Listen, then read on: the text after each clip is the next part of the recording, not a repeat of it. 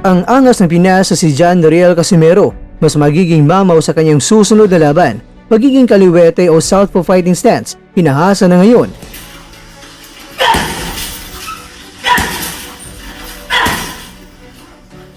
Lagot na, mas lalong mayayari ang susunod na makakalaban nito.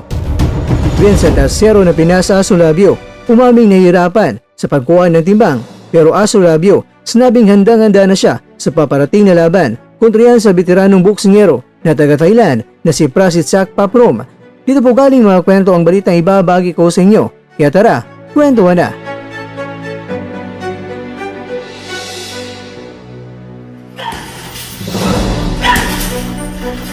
Pinagkakaguluhan ngayon sa social media ay isang malaking pasabog ng former 3-Division World Champion na si John Riel Casimero. Sino nga ba hindi magugulat na sa ngayon ay pinaghandaan na ni Casimero na pabagsakin ang sinumang kalaban na isusunod na kanyang lalapain. Sa ngayon ay ginulat ng lahat nilang fighting stance sa pinagtutuunan ng oras para makipagbakbakan ay kaliwete o southpaw stance na. Ang ginawa ni Casimero mga kakwento kung magiging biyasa siya sa pagiging kanan at kaliwete na fighting stance ay isang dagdag na factor na kung saan malilito talaga bigla ang kalaban kung saan lulugar para hindi matamaan ng malakas na ang balos ni Casimero. Alam naman natin mga kakwento, ang left hook ni Casimero ay may tuturing na pamatay na suntok ni Casimero rin kung saan nakarang dalawang laban lang ang ating pagbabatayan ay may dalawang boksingero ang naging biktima nito. Yan ay sina Filipos Kitumba na nagamon pa rin hanggang sa ngayon kay Carl James Martin.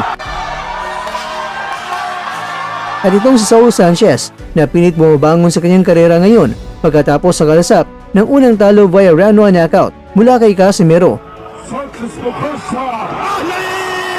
Kaya kung itong si Casimero ay maging biyasa na sa kanyang fighting stance sa southpaw, isang dilubyo na naman ito sa makakalaban ni Casimero dahil maaaring maguguluhan kung anong suntok ang dapat niyang bantayan na pwedeng magpatulog sa kalaban, kanan o kaliwa ba na hambalos. Tulad na lang sa laban ni Brandon Figueroa at ni Stephen Fulton, nilang beses na nagpakita ng switching fighting stance itong si Figueroa. Nakuha niyang nalito itong si Fulton, kaya lang kulang lang sa mga diin ang mga suntok ni Figueroa at may magandang patama itong si Fulton. Kapag away gagamba na sila. Piasahan ng lahat, nagkakaiba ang Casimero ang matutunghayan ng lahat sa paparating na laban ng Cuadro Alas. Kung ating titingnan ngayon mga kakwento, ang Super Bantamweight World Ranking sa apat na mga major boxing organizations, itong si Casimero ngayon ay rank 12 sa International Boxing Federation, rank 11 sa World Boxing Council at rank 7 sa World Boxing Organization. Samantala, pati ang Acero na Pinas ay umami na at sinabing ito ang struggle na isang boksingero. Ating masabi dito mga kwento, sa binahagi ni Asolabio ay ang pagbabawas niya ng timbang siya nahihirapan. May punto din naman talaga itong si Asolabio. Mahirap talaga sa lahat ng mga boksingero na man-knockout muna ang timbangan bago ang makakalaban. Pero ganoon pa man, sinabi ni Asolabio na handa na siya sa kanyang paparating na laban kontra yan sa boksingero na taga Thailand ngayong February 15 sa Kulaman Gym sa Sultan Kudarat.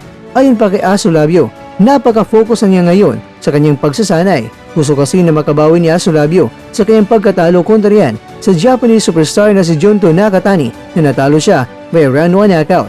Hindi basta-basta ang karanasan ng veteranong si Papro mga kwento dahil siya ay mayroong kartada na 41 wins, 4 losses, 26 knockouts at mayroong 2 draws. Kaya lang, ang edad nito ay 43 years old na pero syempre lumalaban pa kontra yan sa ating kaubayan na 27 anyos at may kartada siya ngayon na 19 wins, 5 losses at 14 knockouts. Sa ngayon mga kwento, hindi pa pasok ang bata ni Sean Gibbons na si Asolabio sa apat na mga major boxing organizations na world ranking sa Bantamweight Division.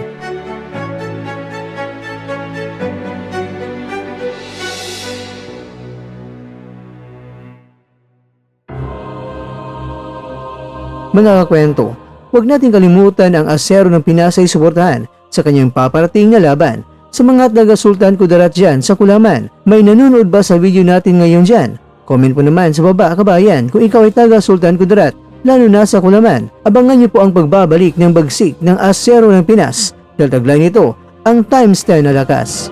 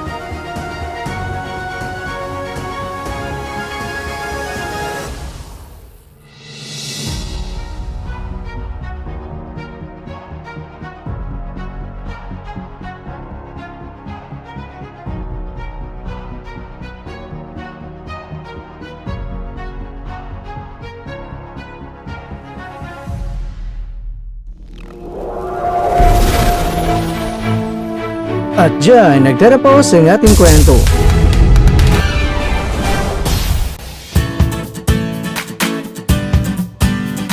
Maraming salamat mga kakwento sa inyong panonood. Pero baka naman mga kakwento ay nagustuhan niyo po ang kwento natin ngayon. Baka pwede niyo po akong mabigyan dyan ng like, subscribe at pa-click na rin sa bell button.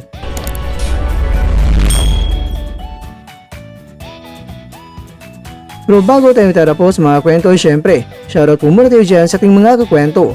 Kay kakwentong Honorio Carpio, kay kakwentong Edison, kay kakwentong Jeffrey Isanan, at kakwentong nanonood ngayon, shoutout sa iyo dyan.